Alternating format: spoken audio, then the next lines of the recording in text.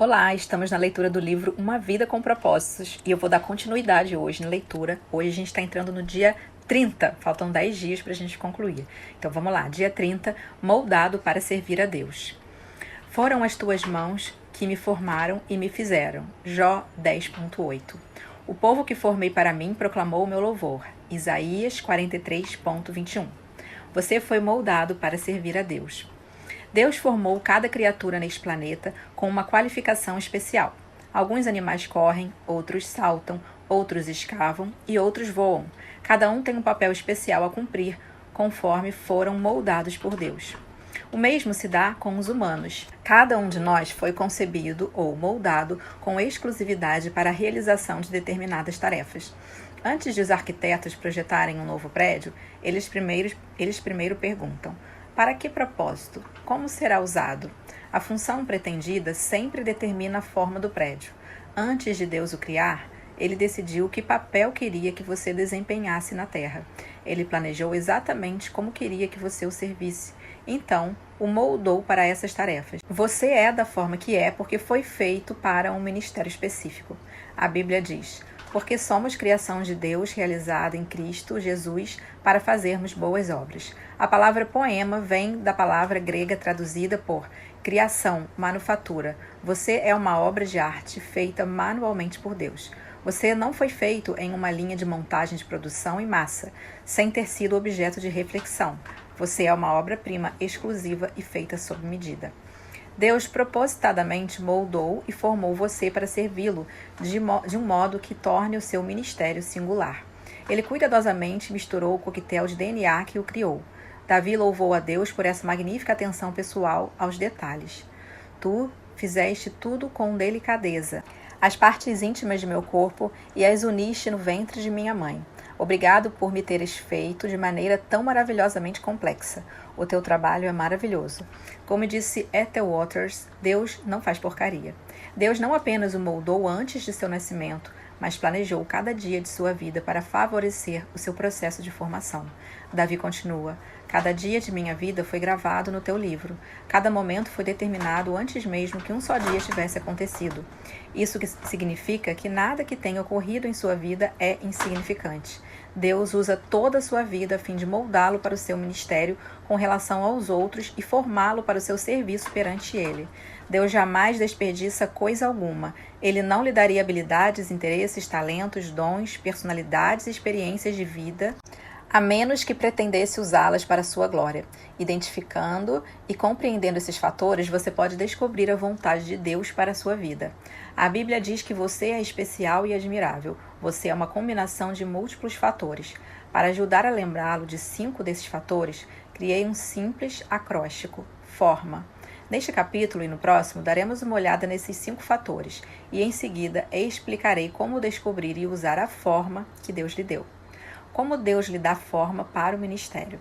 Toda vez que Deus nos dá uma missão, Ele nos equipa com o que precisamos para realizá-la. A combinação sob medida de suas capacidades é a sua forma.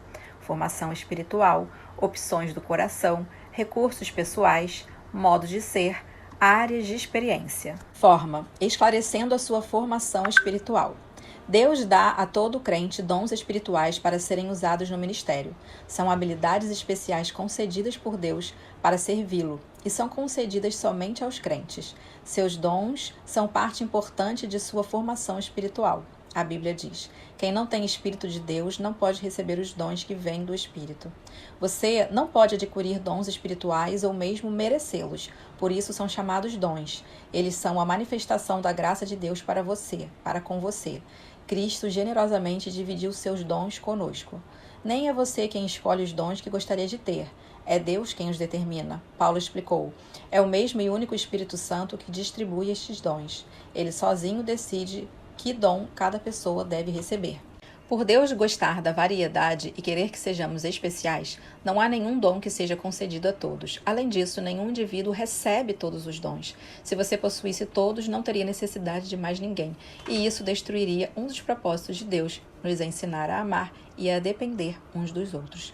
Seus dons espirituais não foram concedidos para o seu benefício próprio, mas para o benefício dos outros, da mesma forma que outras pessoas receberam dons para o seu benefício. A Bíblia diz: Um dom espiritual é dado a cada um de nós como meio de ajudarmos a igreja inteira.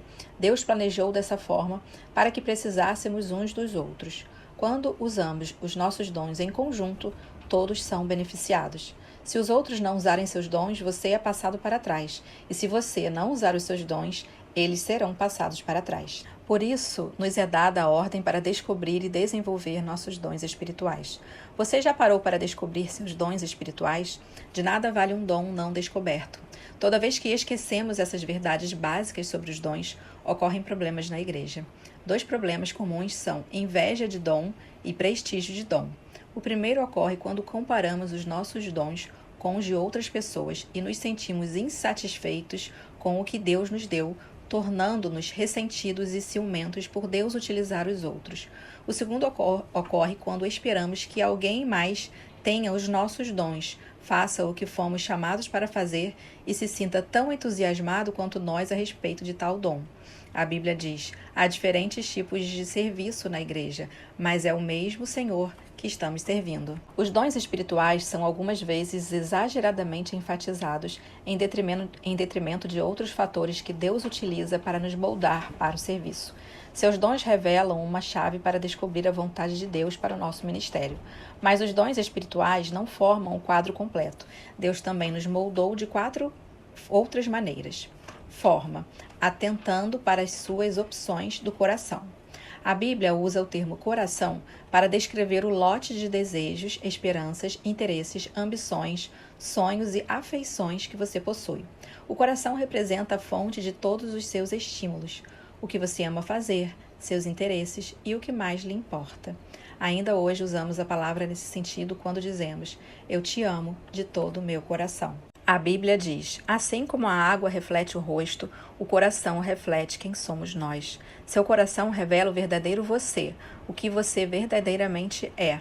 Não o que os outros pensam que você é ou o que as circunstâncias o forçam a ser.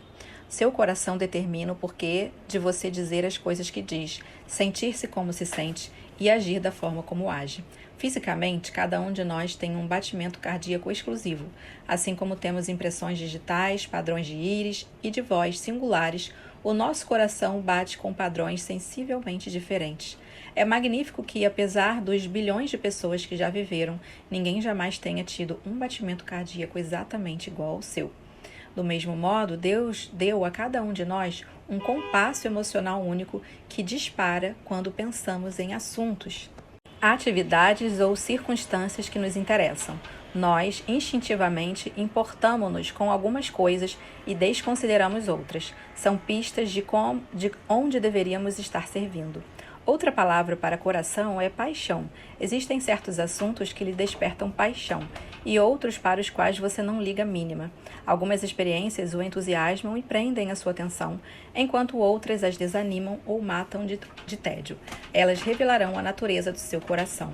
Enquanto você crescia, deve ter descoberto que se interessava intensamente por alguns assuntos que não despertavam o menor interesse em sua família.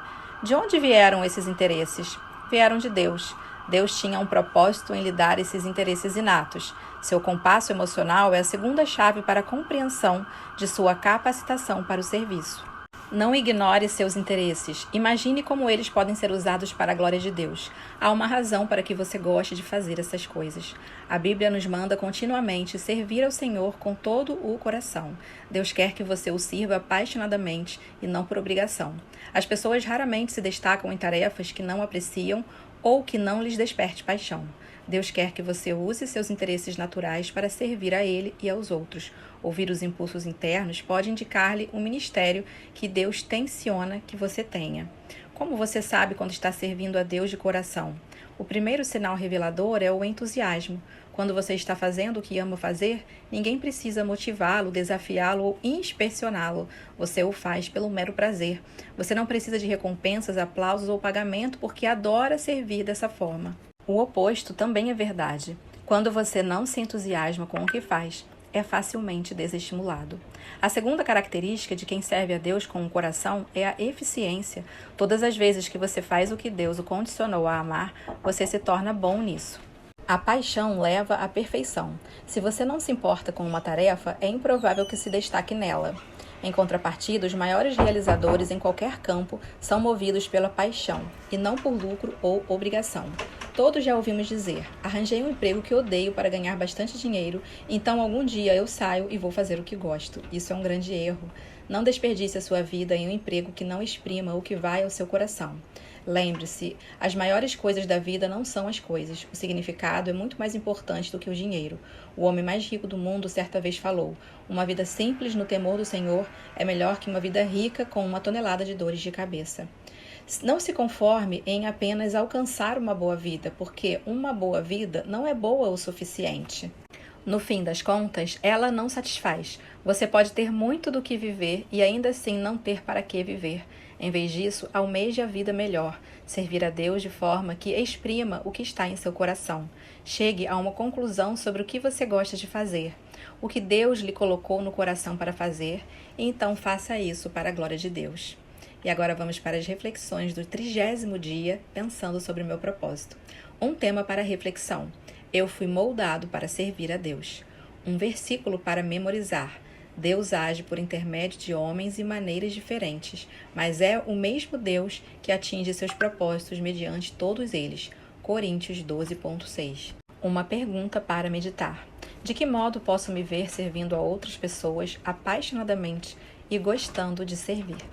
Por hoje é isso, nos vemos amanhã, no dia 31.